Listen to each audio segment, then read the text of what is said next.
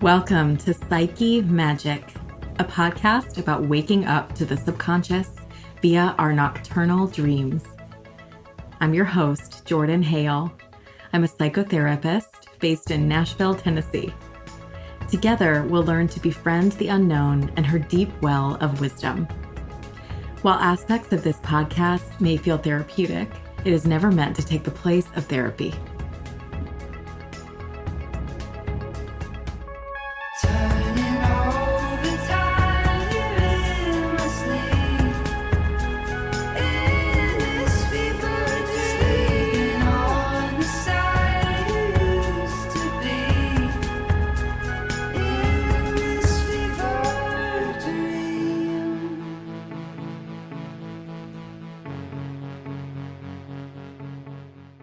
Welcome back to Psyche Magic.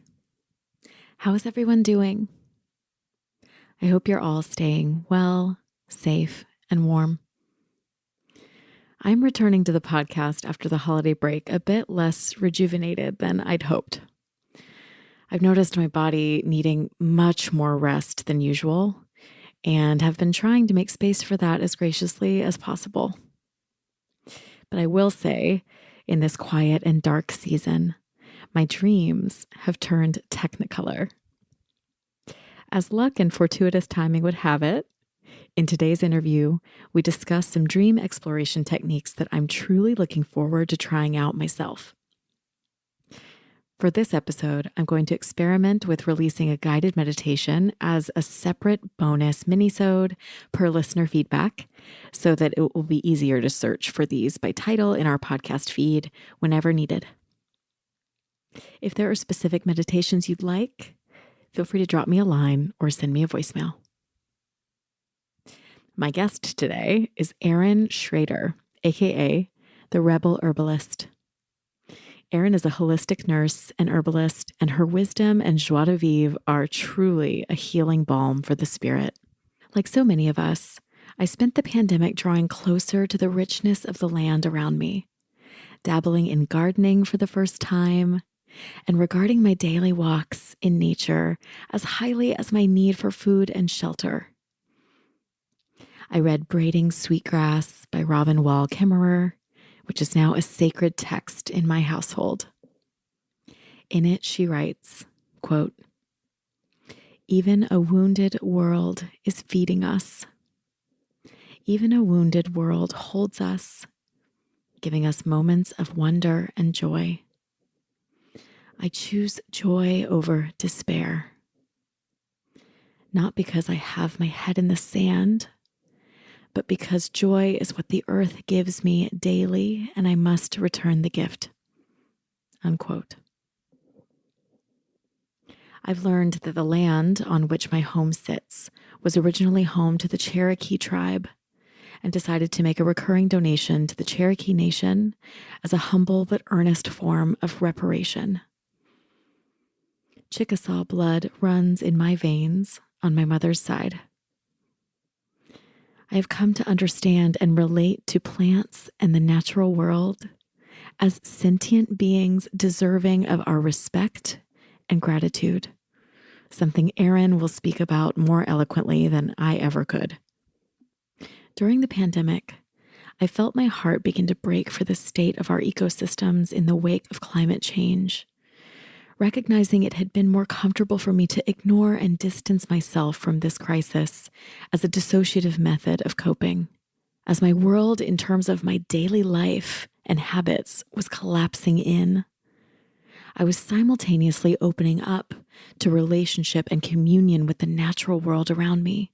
I was noticing the cycles and rhythms of the trees and flowers for the first time.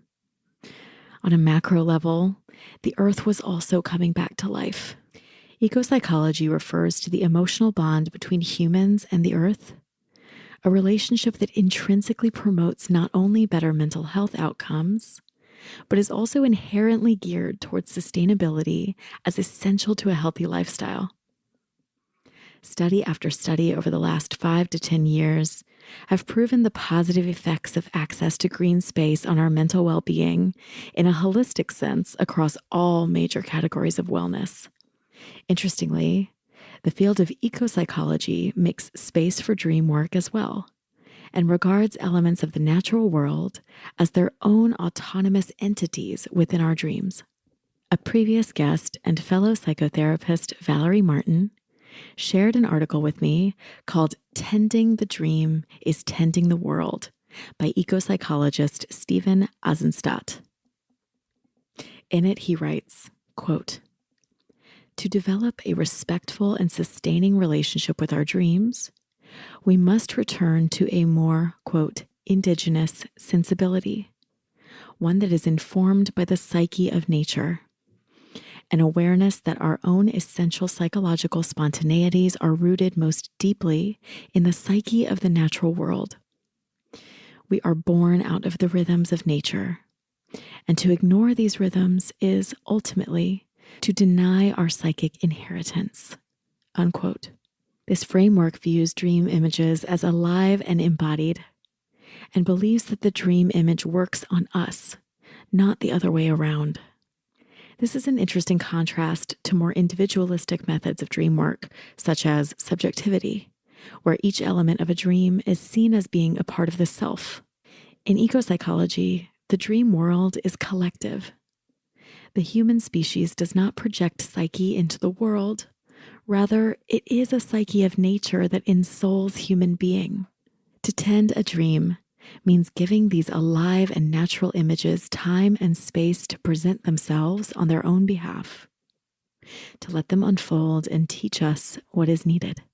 Now, without further ado, let's get into my interview with Erin Shrader.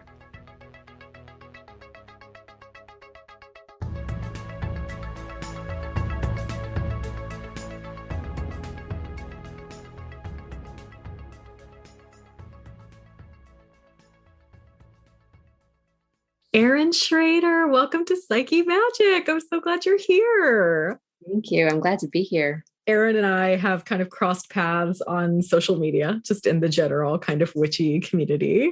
And when I reached out, Erin was down. So I'm so glad that you have arrived, and I'm really excited to see how this goes.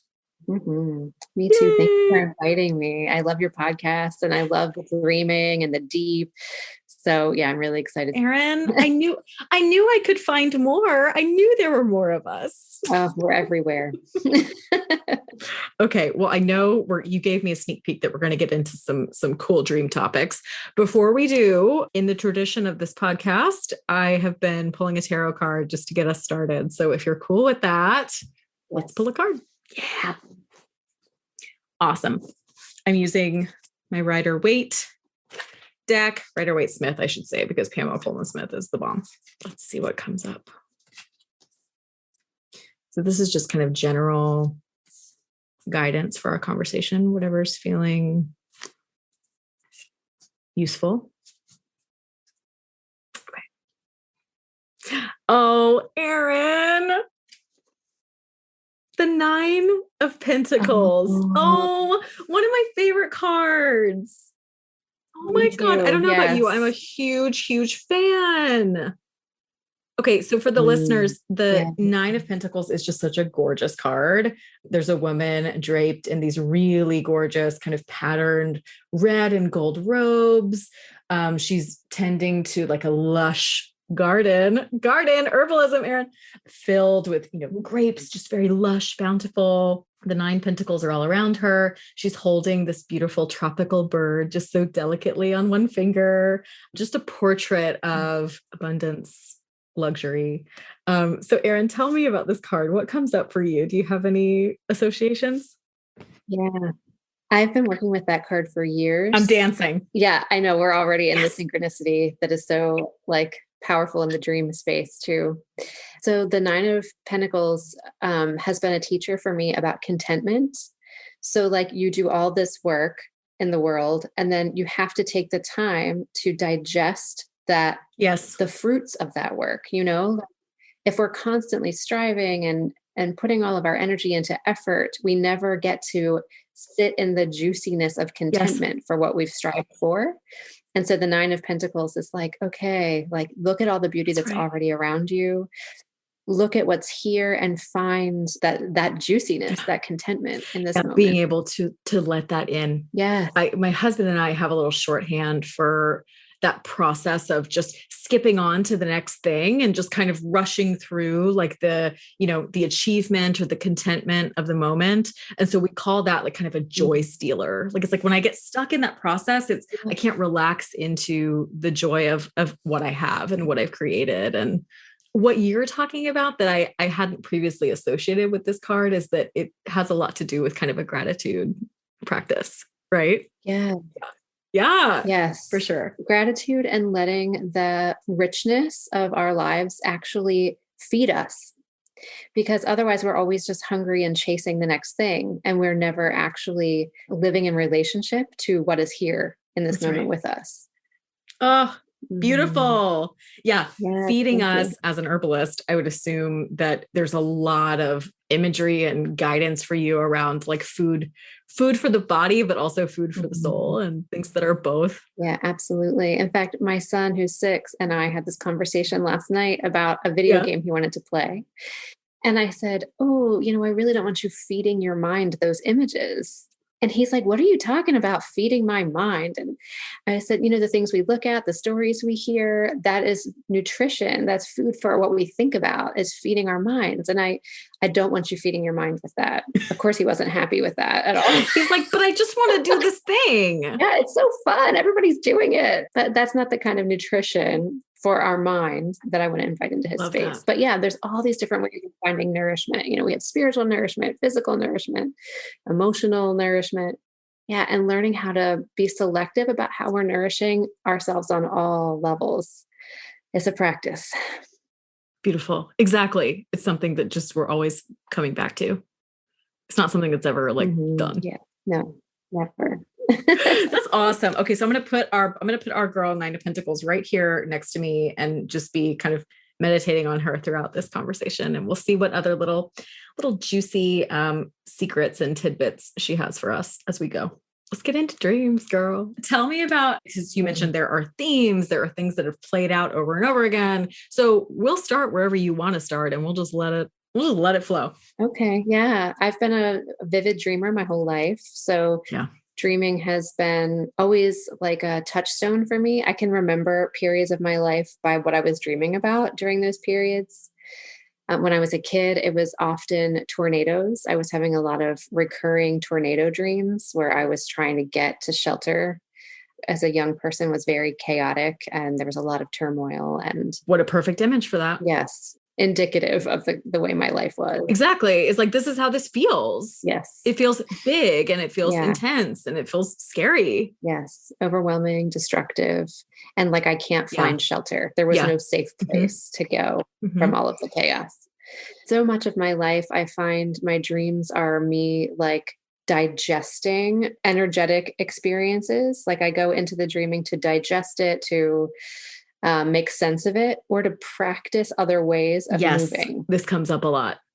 I can try out some different techniques in this context and see what feels good. Yes. I'm curious how the tornado image kind of evolved over time, or did it ever start to shift? Yes. Over time, I started being inside of a structure, looking at the tornado outside. Wow. Yeah, like through a bay window. I can clearly remember an image. I was in a house, there's a big bay window, and I'm watching the tornado go by the landscape, uprooting trees, but I was safe inside. So at some point I learned how to find safety and that's right. And shelter. That's exactly right. And that image reflected that and gave that back to you and validated that for you. Yes. This was in 2018. I was dreaming about bears all the time. And it was a bear, a grizzly bear, and a man in my life. And the bear would be trying to attack the man in my life. And I would have to come between that man and the bear. One time it was my father, the bear was coming for him. And I got between my dad and the bear and I started to drum. And the bear stopped chasing him and became like entranced by the drumming. Another time it was a good friend of mine. The bear was coming for him and I lured her away with a can of sardines.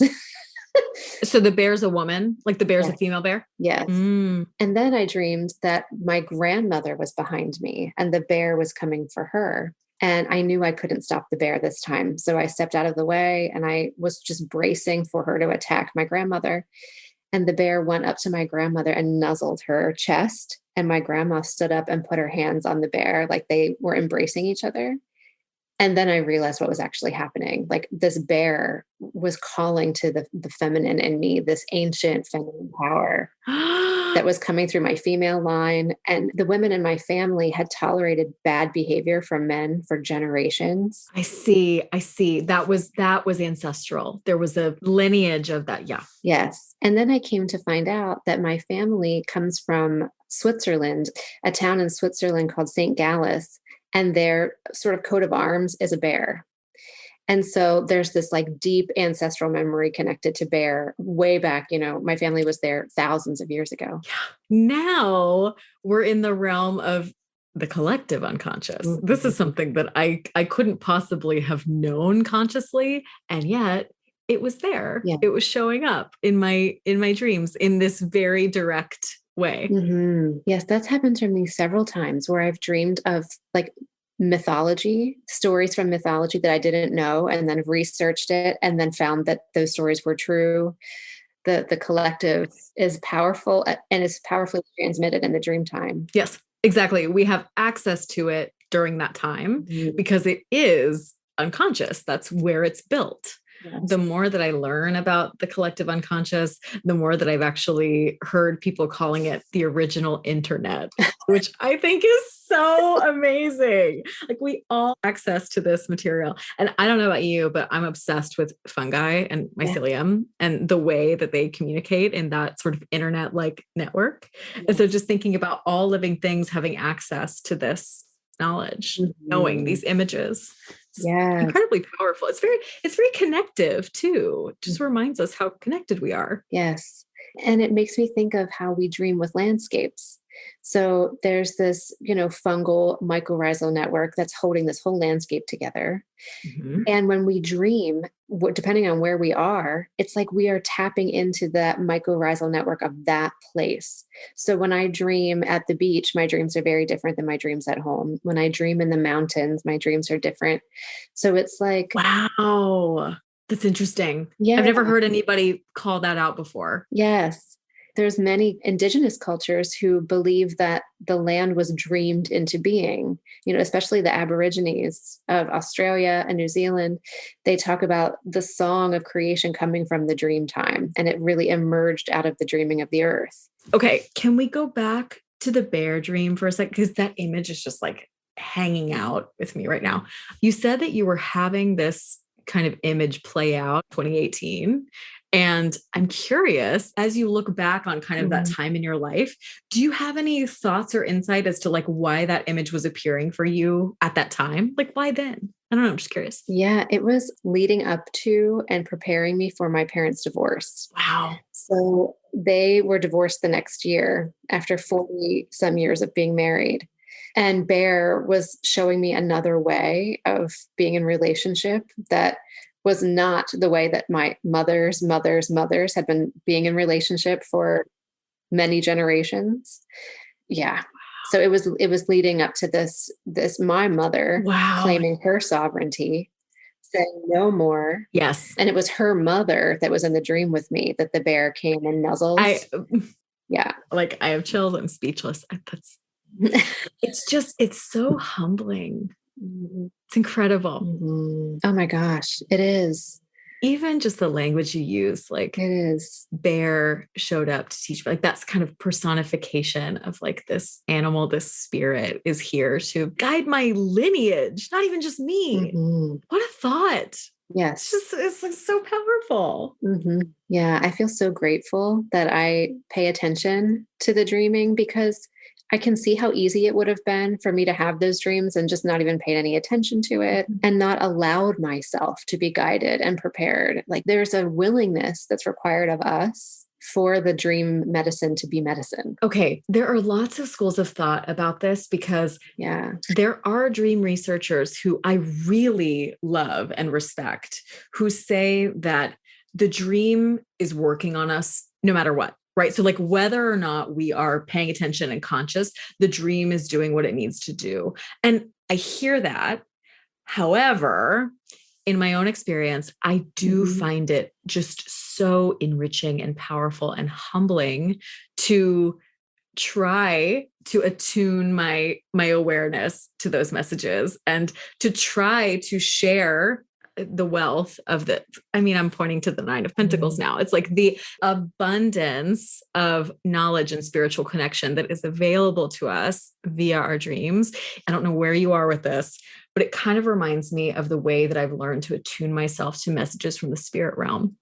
So if I have a loved one who's passed and all of a sudden I'm seeing like a certain type of bird everywhere, right? And I'm having this pull towards this animal, towards this messenger. And there's something in me that's saying, pay attention to this, right? I could not. And that communication would still be happening and my loved one would still be letting me know that they're looking out for me. But how much more beautiful to open myself up to that idea and to engage with that idea. Just takes it to the next level. Yes. I don't know. What do you think about that? I don't know. Yeah, I totally agree. Yeah. And it also makes me think of astrology, like here's where all my favorite things converge, right? Yes. This is just what happens. The astrological influence is happening, whether we believe it or not, whether we engage it or not. But when we attune to it and engage it, then we are active, conscious, co-creative participants in what's going on. It's not working against us, where we can work in concert with it. And I think that's true of the dreaming. I think it's true of spirit communication. I think it's true of astrology. I think it's true of the plant world. I'm sitting here with my plants. They're leaning toward me all the time. Oh. They're giving me messages all the time. I can choose whether or not to open myself to that. Sure. But it's happening whether I'm opening to it or not. Exactly. So. Yep. It's all right there for us. And so the more that we pay attention and engage, the more that it shows up. Yes. Yeah. And the more we belong. Oh. So much of my work comes back to belonging because we are living this dream of exile, which is such a delusion. Yeah. When we say, yes, I belong here, this dream landscape is my home. This earth is my home. We aren't just adrift in our exile. We're actually rooted somewhere. And that gives us our power back. We get our power back. Yeah. Yeah. We get to feel the thing that all humans need to feel the most, which is that I belong, I matter. I'm a part of something bigger than just me. Yes. I'm seen, I'm guided. This bear is guiding my lineage. What more belonging is that than there's a being that's not just looking out for me, but looking out for my daughter through this healing, looking out for my grandmother through this healing. Beautiful. It's powerful. Beautiful. Extremely powerful. Are there I'm like itching to get into your work and herbalism because I'm very excited to talk about that. Are there other dream things though that were on your mind, things you wanted to bring up? Because your dreams are amazing and we want to hear them. Thank you. If there's more. Yeah. Yeah. So I wanted to share some of the frameworks for dream work that I've used over the years that have really unlocked the dreaming for me. The first one is my friend who's leading the Ireland pilgrimage actually taught me this method. It's a series of questions that you ask to each of the main elements of the dream. So in the dream with my bear, I might ask these questions of bear. I might ask them of my grandmother. I might ask them. Exactly. Take each character and kind of follow this line of questioning. Yeah. Yes. And so I might even ask these questions of the drum. I was drumming, make that a personified. A significant figure of the dream. Yeah. Yes. And the questions are, I am. So that the being, bear, grandmother, drum, whatever would answer, I am whatever. That my purpose is. So what is this part of me here to tell me? I like, I dislike. So answering each of those.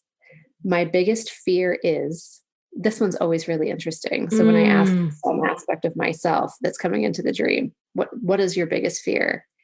My biggest desire is, and I want to tell the dreamer, So it's a series of 7 prompts. Well, I love that it's 7, by the way. Yes. Like, yes, just yes. But we'll write all these out. We'll put these in show notes for sure. Okay, awesome. Thank you. Mm-hmm. Yeah, but taking each of these 7 questions or 7 prompts for each of the prominent characters. Yes.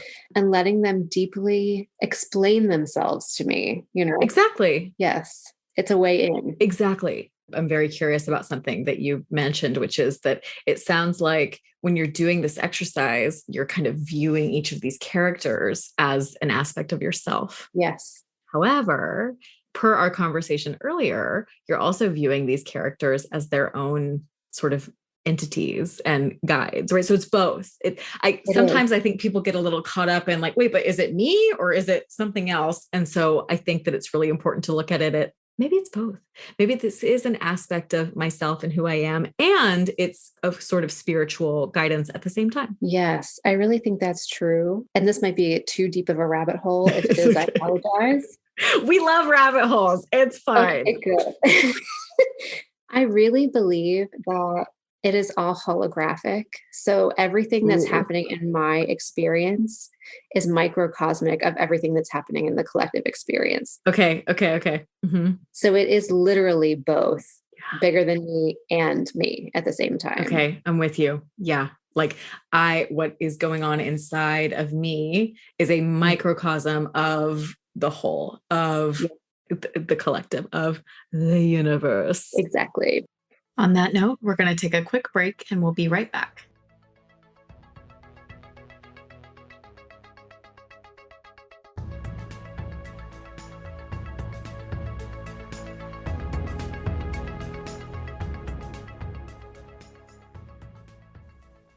Let's learn about an A-list dream. Or rather, in this case, an A-list dream researcher. Rosalind Cartwright, psychologist and author who was known by her peers as Queen of Dreams, recently passed away at age 98. She started one of the first sleep and dream research labs at the University Medical Center in Chicago because she wanted to understand the dreams of divorcing women in the 70s. She later would add male subjects to her work. The impetus to this, interestingly enough, was her own sleep disturbance due to her recent divorce. Cartwright was married 4 times, twice to the same man, and said she felt bonded to this particular sample of women, especially during a time where divorce was not a viable option for so many. She believed that, quote, dreams are designed to help us maintain our self-identity, our sense of who we are, as our life circumstances change. A bad dream, like an elevated temperature, is a sign that something is wrong, unquote. My addendum would be to shift from the word wrong to imbalanced, as in an imbalance in the psyche between the conscious and unconscious. Divorce can be an intense time of personal upheaval that can result in situational depressive episodes. Given that research at the time showed that more than half of those who experienced these types of episodes recovered without specialized treatment, Cartwright wanted to see if the dreams of women who were depressed would predict whether they might fall into this category. If the dreams of those whose depression went into remission and those who required more intensive treatment differed, perhaps dreams could be used as a diagnostic tool. For example, one of these recently divorced women dreamed that she was a pencil being inserted into a pencil sharpener. The way she interpreted this dream was that she was, quote, getting sharp, as in learning to care for herself and her personal affairs on her own for the first time. She was symbolically becoming an instrument capable of attending to the daily business of life, such as balancing checkbooks and completing income tax returns. This kind of nocturnal problem solving, Cartwright's research showed, was a positive sign towards healing. The dreams of those who remained depressed tended to be more passive and unemotional. The warning signal of stuck processing that was not evolving as it should was repetitive dreams that left the subjects feeling worn out and unhappy night after night. In these cases, Cartwright used what more modern dream researchers, such as Leslie Ellis, would call dreaming the dream forward, which involved recognizing a disturbing dream pattern and using what Jung would call active imagination, identifying what's going wrong and shifting the dream symbols in one's imagination to stop the troublesome action and take initiative to alter the narrative towards a more helpful and empowered place. She later used this technique with success for her own 9-year-old daughter as well. So thank you to Rosalind Cartwright for utilizing your brilliant and curious mind to pave the way for those of us who believe working with dreams can be powerfully emotionally healing. May you rest in peace and power. Now, back to my interview with Erin Shrader.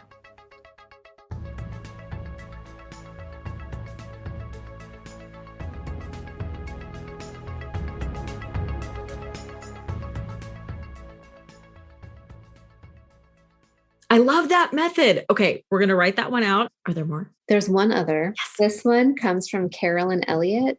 She's the author of Existential Kink and a few other books. I've read that. It's a great book. Yeah. I recommend that all the time. Yes, it is. It's a wonderful book. It's a wonderful practice for getting into the unconscious and reclaiming the power. The shadow. Yes. The shadow, Yeah. right? Exactly. That which I might not be so keen on looking at directly, but is there influencing me anyway. Yes. Yeah. And holds an incredible amount of power that we can actually harness for what we want to do, not just get hijacked by what the shadow is trying to work out. Exactly. How can we work together? How can we kind of move into this more integrated, this more whole way of being? Yeah. Mm-hmm. Yes.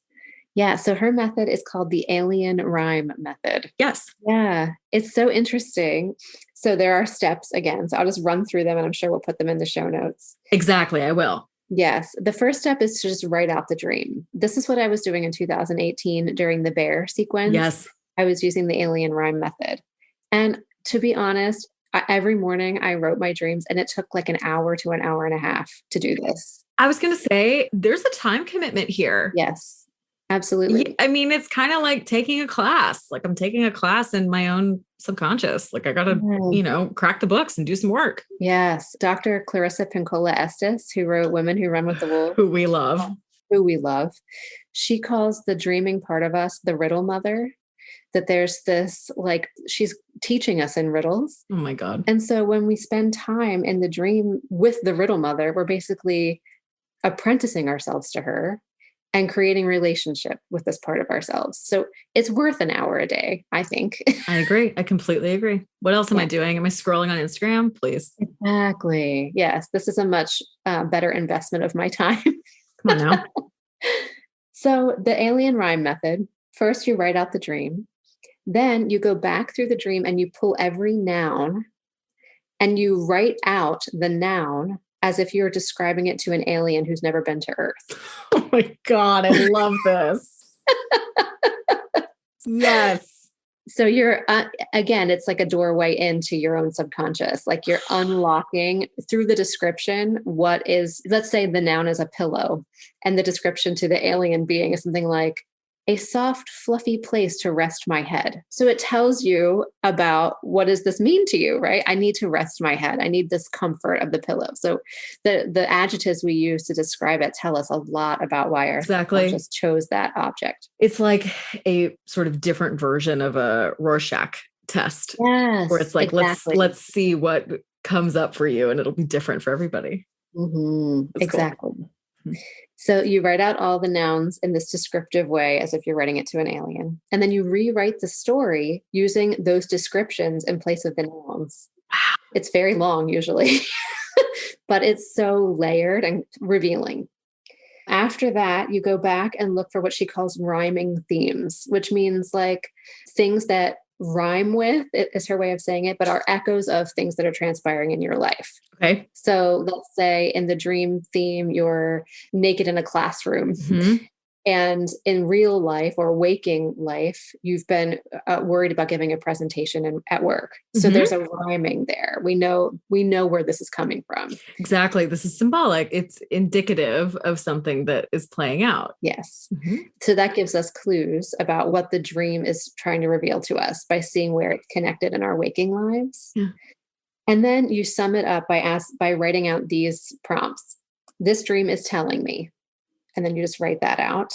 Then you answer, on another level, this dream is telling me. Then you answer, the thing I don't want to let myself know that this dream is telling me. And write that out. It's a big one. She would throw that one in there. Oh yeah, totally. She's all about that shadow side. Like, what are you not trying to see? Yes. Yes. What are you hiding from yourself that you actually know, but don't want to admit that you know? Exactly. Because we always know. It's right there. It is always right there. Just pretending that it's not. Yeah.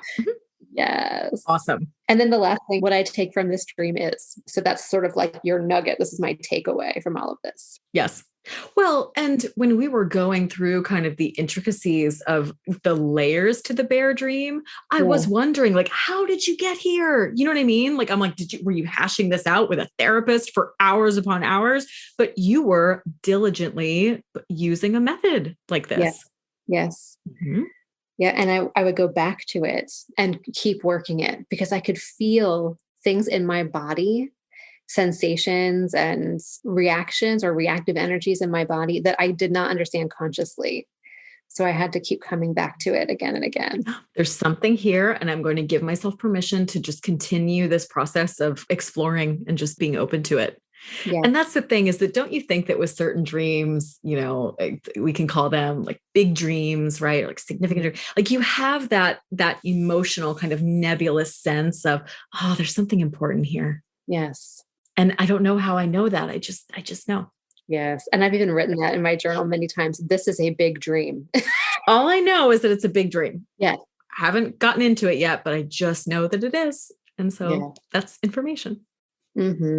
So cool. I can't wait to try this out. Oh my God. I'm so excited.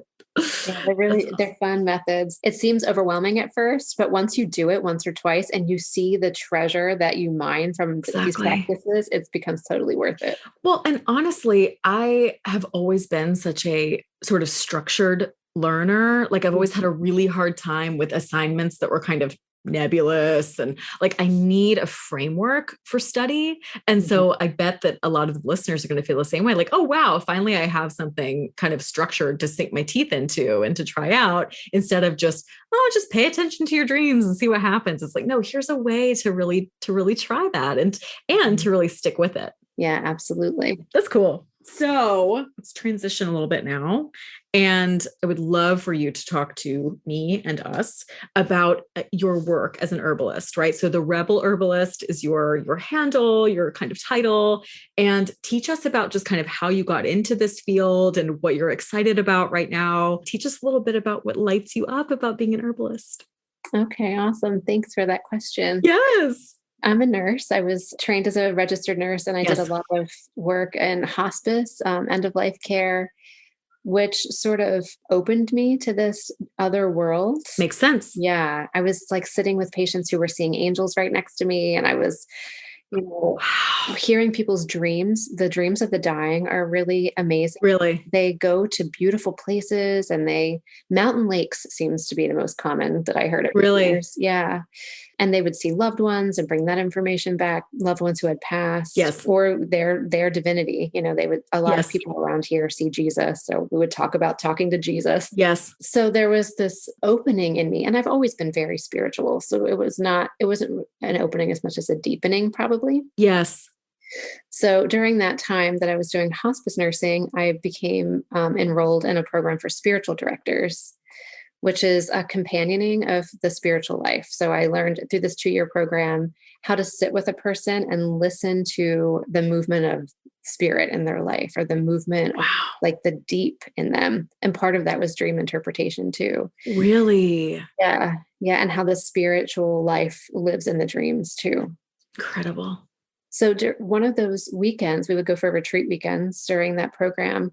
one of those weekends I was out walking the grounds of the retreat center, and the woman I was with picked up a leaf from the ground and showed me the jagged edges of this leaf. And she said, "Don't they look like the teeth of a lion?" I said, "Yeah, they kind of do." And she said, "Dent de leon, dandelion, teeth of the lion." And I Wow. said, "Excuse me?" Yeah, run that by me again. Yes, exactly. She's like, "Yeah, a lot of plants have names that harken to what they look like or where they come from." And it just grabbed me. And I realized all around me were all of these plants that had deep stories and folk traditions and were companioning humans all along our evolution. And I didn't know anything about them. Yeah. And so I started to see the plants as doors into this other world of magic and the connection between humans and nature. And so that was the day it turned on in me. And then I just have been taking classes and reading books and going to schools and for years now to deepen my understanding of plants. Yes. And that's what really excites me about herbalism is that the plants they're sentient. Yes. They are wise. They want to heal us. They want to guide us. They want to be in relationship with us. They're leaning toward us all the time. Mm-hmm. And there are all these layers of ways that plants engage with us in the dreaming, and using plants to have lucid dreams, like mugwort is one that is. Yes. Yeah. I've played around with this and it is powerful stuff. So powerful. So mugwort loves to help us engage in this really vivid dreaming. Mm-hmm. Valerian helps us get deep into the dreaming. So that's just one layer. We can take the plants as medicines, and the way that the plant stabilizes its ecology, wherever you find it in the ecosystem, it's going to do that same kind of stabilizing inside our bodies. Isn't that amazing? When you say that, I want to cry. That's just it's just so pure. It's just so beautiful. It is. It blows me away. Me too. So you have a plant like nettles, which grows abundantly and wildly. Yes. And it is a Martian plant, which means it carries signatures of Mars energy. It's drying, it's vitalizing. It brings us a lot of that sort of willful energy, like Mars energy. So in a landscape, you'll find it in wet places, and it helps to bring a dryness and a focus to the landscape. Yeah. And it does the exact same thing in our bodies. So studying plant medicine has brought me into closer relationship with what it means to be a human, and what it means to live close to sort of the land and its dreaming. Yeah. Not just to heal from UTIs and, balance my blood sugar and all that, but also to remember the wildness in me. Mm-hmm. Yeah. I feel like the more of us that can embrace and trust our wildness, the better chance we have of staying as a species on this planet, which is in peril right now. I feel like it's not a for sure thing that humans are going to be a species that exists on the planet. Exactly. 300 years from now. Yeah. Mm-hmm. And the way that you talk about plants as partners to us, and the fact that they are here to help us exist, create, restore balance and harmony in all aspects. I'm looking at the 9 of Pentacles again, right? Just that as kind of a portrait of what our relationship with the earth could look like in the most kind of beautiful and harmonious iteration of that. It could look like the image of this card. Yes. Mm-hmm. Oh my gosh. My little sort of tagline for my business is bringing people back to life, which sounds like, getting energy or vitality or whatever. But what I actually mean is bringing the thread of the web of life that is human and weaving it back into the whole web of life. This whole post-Christian, well, really post-Abrahamic tradition mentality that we are exiled from the garden. Yes. We are outside of paradise. We are here to dominate and to ensure our immortal souls a place in eternal heaven outside of this place has been such a destructive cosmology, and it has led us to being destructive species on the planet. I agree. So this idea of the 9 of Pentacles, we are not cast out of paradise. No. In fact, it is right here. all we have to do is lean into the relationships that are leaning toward us. Yes. It's simple and beautiful. Yeah, I completely agree. I believe that the earth is a paradise. It really is. Sorry, my brain's wanting to go in like 5 different directions at once. I love the way that you kind of painted the picture of the moment when this fire that was already in you got sort of ignited, like it grew when you had your dandelion moment. And it's just really cool to think about the fact that this was something that was already there and was probably there for you ancestrally, and that it got ignited and you were able to step into it more fully. I can imagine that that's just so fulfilling. Teach us about what your kind of day-to-day work looks like. Like what is an herbalist doing? What is she up to? What's happening? Well, 2 days ago, I sat in the backyard and stared like a crazy person for like 2 hours. Sounds great. It sounds great. Yeah, I spend a lot of time in stillness and quiet, listening to the plants, listening to the land, doing energy work with the land. This land is so full of trauma and grief because the people who came up out of this land, the Susquehannock people and the Iroquois and the Kanawhago, they were forcefully eradicated from this place. And yes, so there's a lot of trauma here. Like so many American landscapes. Yes. Yes. Yes. So I spend a lot of time trying to help the land grieve and move its trauma. And I feel like that helps me heal my trauma too. Wow. Yeah. So we're healing together in partnership and trying to figure out a new way to be in relationship, the land and my people, you know? So that I do that a lot. I make medicine. I grow plants here and wild harvest plants here where we live in the hills of Dover, Pennsylvania. Okay. So I spend a lot of my time doing that. I podcast where I just sort of muse with whatever's happening on the land at the Plant Witch podcast. I've listened to it. It's beautiful. It's beautiful. Thank you. And I see clients and teach classes and things like that. Yeah. So spreading that knowledge, that partnership, that wisdom. Yes. Yeah. It's so important for me that I have equal time in the landscape and with the plants and with humans. I really like that. It can't be one or the other. Yes. I need to be going back to the land and nourishing that relationship as much as I am nourishing the human relationships and passing that on. Yeah. Yes. Or I can get really lost in the world that humans have created. Yes. Which is really delusional. I mean, honestly, I'm pretty critical of human systems and what we've created. There's a guy named Paul Levy who wrote a book called Dispelling Wetiko. Okay. This Algonquin word, Wetiko or Wendigo, which meant it's loosely translated as he who saves the best cut of meat for himself, even when he's not hungry. I've heard this. Yes.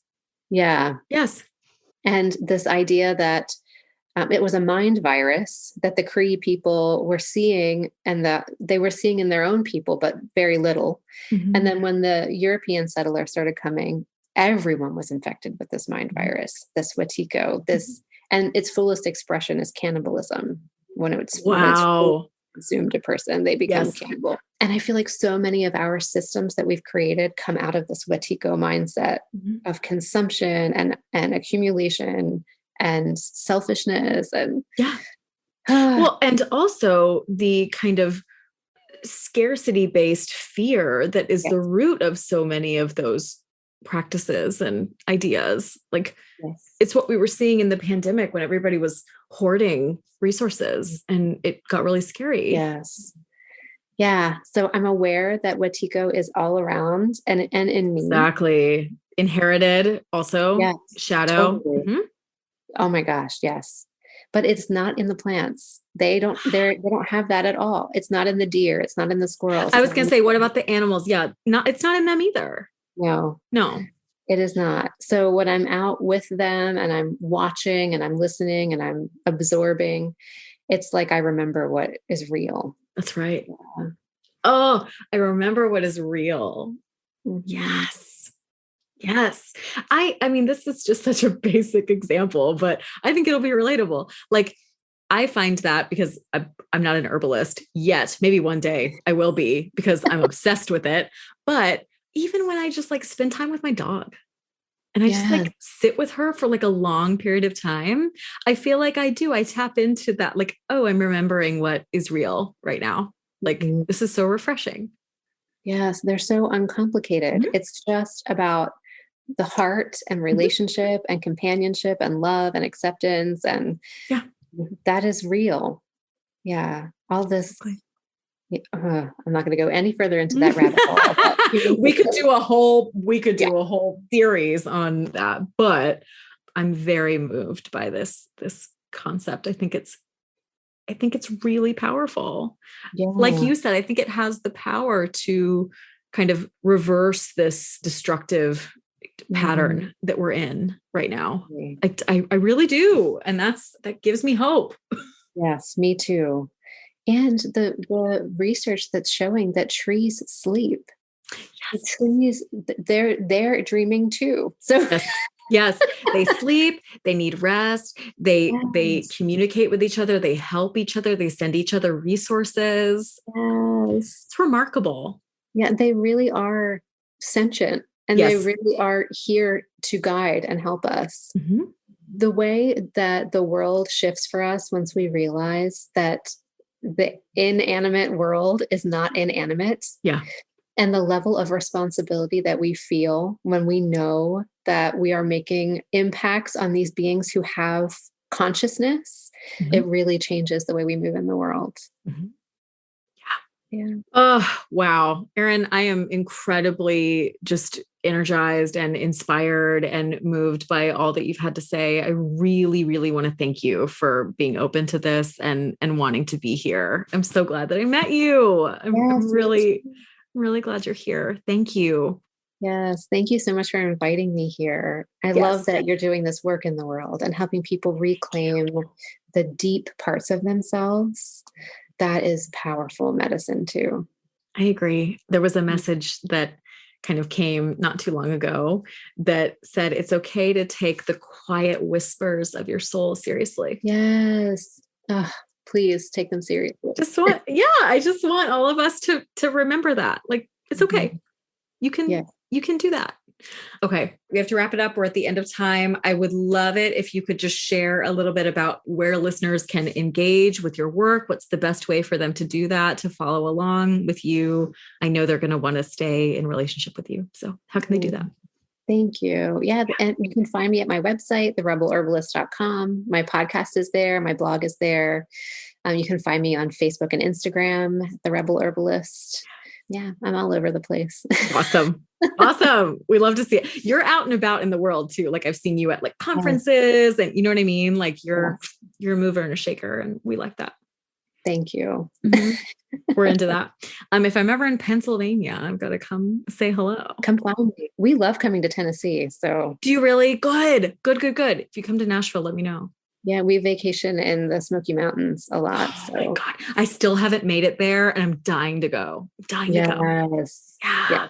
Pigeon Forge is where we usually go. So it's so beautiful there. Nice.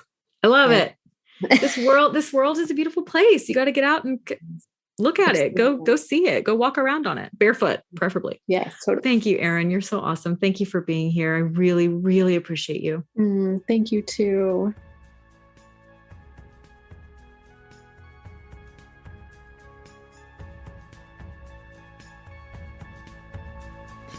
That's a wrap for this episode. Erin's dream exploration techniques are in show notes. Be sure to let us know if you end up trying them out. I'll report back as I try them as well. And for your listening pleasure, a guided meditation for connecting to the natural world is in the podcast feed as a bonus episode. Thank you again to my guest, Erin Shrader. It's so inspiring to meet such a dedicated student of life in all its forms. Thank you for teaching us to fish and empowering us to explore our own dreams with a measure of your discipline and curiosity. Do you have questions or a dream you want to share? Please drop me an email at psychemagicpodcast@gmail.com. That's Psyche Magic with a C podcast at gmail.com. Or you can leave me a voicemail via the link in show notes. I'd love to hear from you. You can also follow us on Instagram at Psyche_Magic. Check out my Psyche Magic playlist on Spotify. The link is in show notes. Psyche Magic was produced and recorded by me, Jordan Hale. Editing for this episode is by Misuzu Inaga. Our theme music is by Young Summer. Artwork is by Annika Murphy. Special thanks go to Daniel Higby.